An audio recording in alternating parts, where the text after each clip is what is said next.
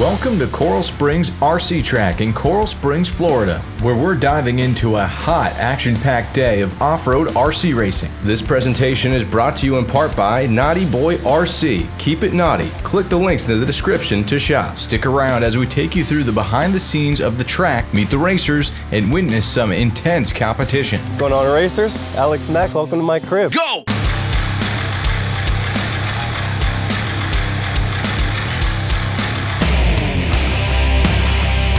This is what I call the half pit space for RC cars. I keep my race car in here, my tools, my transmission, spare tires, everything. This is a full trailer for my racing stuff. We got a fan, no AC in here. That's a lot of work to hook up. Got a generator when we need power, but luckily this track has power for us. As for the RC car, we got Team Associated RC8B 4.1E, a spare fan because you will see this car sounds like a fighter jet. Hobby Wing electronics, I had to have it matching. It'd piss me off if it wasn't matching. We got a Nitro Pro server, shout out to them, they got the best servos in the business with a lifetime warranty. A Hobby Wing programmer when I gotta speed this car up. Nothing special outside of that, just normal RC car. Racers can spend hours prepping their cars for races like these, from tweaking suspension setups to last-minute tire changes. Every adjustment can make the difference. Some really old tires here that are just for practice, but when we get to the mains, we're gonna have some J Concepts, some Green Stalkers I will be running in the mains. I would be running them right now, they'd be great for right now. However, that's all I have with me, so I don't want to burn them out in our first qualifier, because the qualifier, as we know, doesn't matter as much as the main. As for the setup on the car, we're full kit setup, except for the shocks. With this South Florida heat, I think it's about 92 degrees today. When you drop the car, it'll immediately slap the chassis if it's on stock oil, so we're now at 45, 40, and it still slaps. Whatever I did didn't really fix it, but it's better than it was. The only thing we really got to do from factory is just add some more traction to it. I don't know if that's set up. I might add some more droop to it because this track is a little bumpy. I know it needs tires, so you don't really want to set up a car unless you have good tires on it. And I know that I don't have good tires on it, so I don't really want to make that many changes. Actually, let me add to that. I did change a sway bar last week, or last race. I know that's the only thing this car really needed. Team Associates from factory are always really loose cars. The factory drivers are always on new tires, so you got to keep that in mind. So they want that turning, and they have new tires that compensate for the lack of traction the car comes with. If you're a club racer that's not always on new tires, the Team Associated factory setup doesn't really work for a majority of people. With his main focus now on racing his spec Miata, Mac's goal at the RC track has perhaps changed for the better. I used to come here always wanting to win. If I don't win, I would go home mad, so that kind of ruined RC cars for me for a couple years, but completely changed that now. As long as I finish the race, have some fun with some friends, that's the goal of the day. 16 entries for the E-buggy class at this Sunday club race meant the drivers were split into two heats. Of note, the Paraguayan Matthias Enz, world star in the competition early on with his Mugen Seiki machine. Here's our first look at the center jump section, a true make-or-break zone. Mac appeared a little unsettled over those features, but this is only his second ever race with this Team Associated kit. Ooh, and some contact there. The driver in front of Mac went into the corner too early and tagged the cushion. One lap down, and Mac found himself already behind the Paraguayan Enz by 3.5 seconds. Oh, and this won't help. So Q1 at the ice skating rink, Coral Springs RC track. Track's a little blown out, it needs some water, but new tires are the game here right now. Unfortunately, not on that program, on a couple-year-old tires, but the loose tracks always make it fun. You can take that time, drift around the track. All you gotta do is hit the brakes earlier. You gotta get into controlled drift, but it's almost impossible to have a consistent line when you do that, so you're kind of just everywhere. I think there's like a 6-inch line in between jumps. Like, all right, you land a jump, if you're 6 inches this way, you're gonna slide out. It's crazy how tight the groove is at this track, but name of the game in conditions like this, you gotta stay in the groove. If not, you're everywhere. By lap 6, Mac worked out the kinks and got into a groove of his own, seeking his 4th consecutive 25-second lap time. A quality lap here would help extend his second place position. He handled the jump section to perfection, and he also set himself up nicely for the following turning zones. One more feature remains. That's Mac's fastest lap. He would finish this heat in second. The good part about our South Florida club races is we have about a full A-main heat of just fast cars that'll go to a Florida or a national level and just compete towards the front. I'm not saying we have Spencer Ripkins here, but we have fast cars where it's not easy to compete. I went up there hoping to not get lapped. I didn't get lapped, so overall that race is a win for me. This track is known for its tricky turns and tough terrain, and this test keeps racers of all kinds coming back year after year. What do you get $8,000 field? You know? $400. That's it. How long have you been racing at Coral Springs for? 25 years. Oh, wow. What makes this track so fun for you?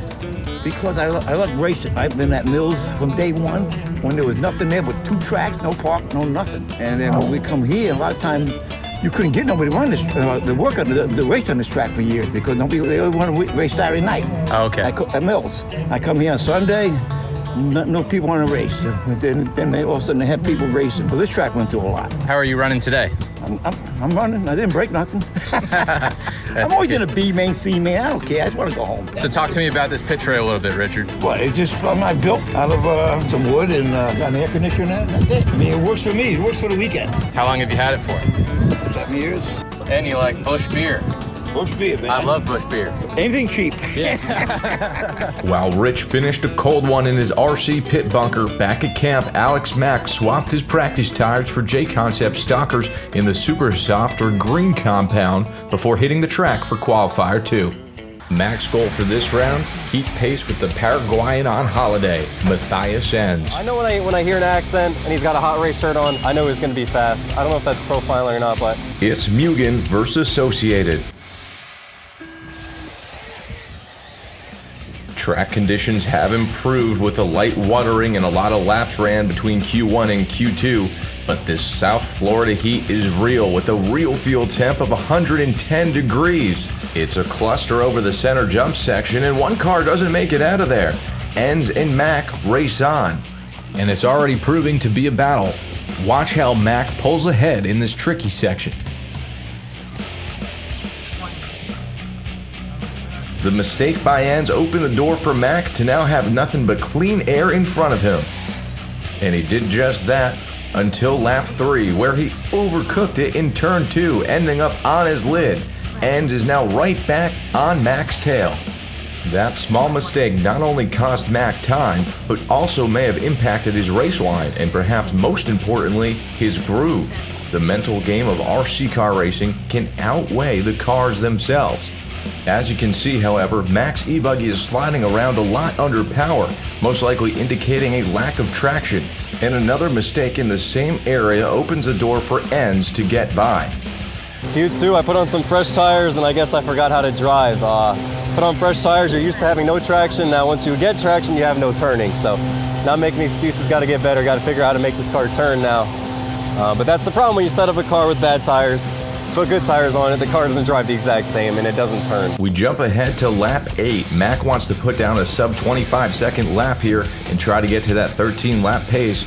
That's where all the fast guys are today. He might not be today's top qualifier, but he's putting himself in the A-main mix. He handled the center jump section nicely. Car seems a little bit better, not as loose as we saw earlier. More plain old seat time helped him there.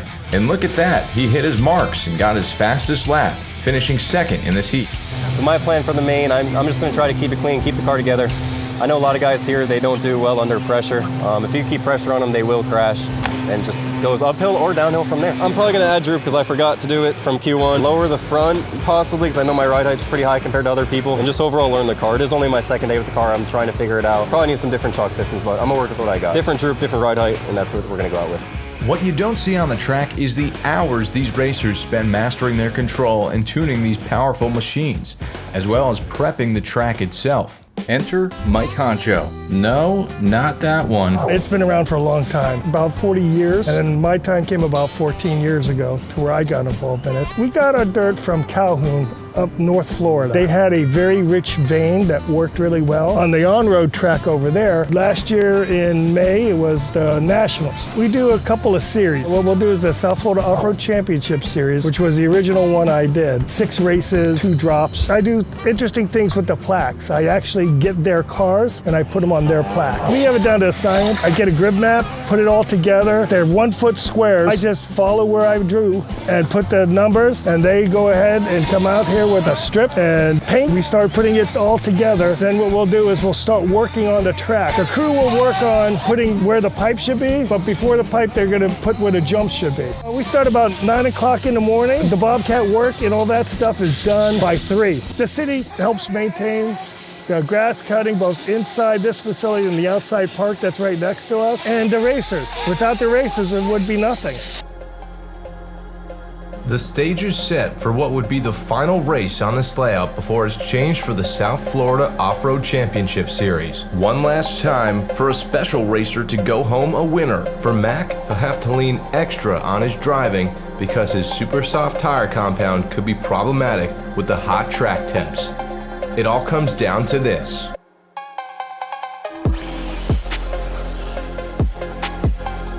The 10-minute, 10-car main event was off to a clean start until Max sailed it into the caution zone. He would hold on to his position in 6th though as the freight train gets going. In lap 2, the 2 drivers ahead of Mac get hung up and he splits them to take 4th place. After 3 quality laps, he has momentum on his side. Just then, we see a crash over the triple jump. That bobble dropped Mac back to 5th. Lap 6 now, and Mac gets some sweet revenge on the triple jump with a flawless landing that puts him within a turn of 4th place. At the final feature, Mac completes the overtake for 4th, taking advantage of a bad landing. From here, Mac shifts his E-buggy into high gear. His fast speed allowed him to downside the back jump nicely. Approaching the difficult center jump section, he set himself up for success, hugging the cushion around the first sweeper, and then the second. 2 turns remained on this heater, and a good landing over the last feature resulted in him running his fastest lap of the afternoon. We pick it up in lap 12, the halfway point in this 10-minute feature. Things were running smoothly until Max smacks the lip of the last jump. Thankfully, the marshal was nearby. The next time around, lap traffic caught back up with them, literally. Watch how Mac kept his E-buggy on all 4s, avoiding a bad accident. In these later laps is where things got hectic. Even Mac pipes up.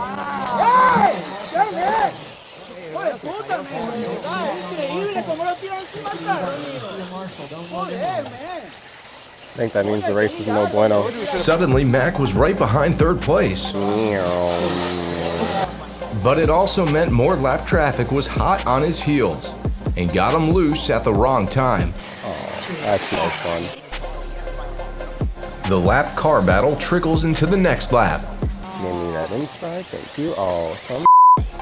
After a spin out by the lapped car in front, Mac found some clean air. Unfortunately, he could not take advantage. Oh, no bueno. He got passed for position here.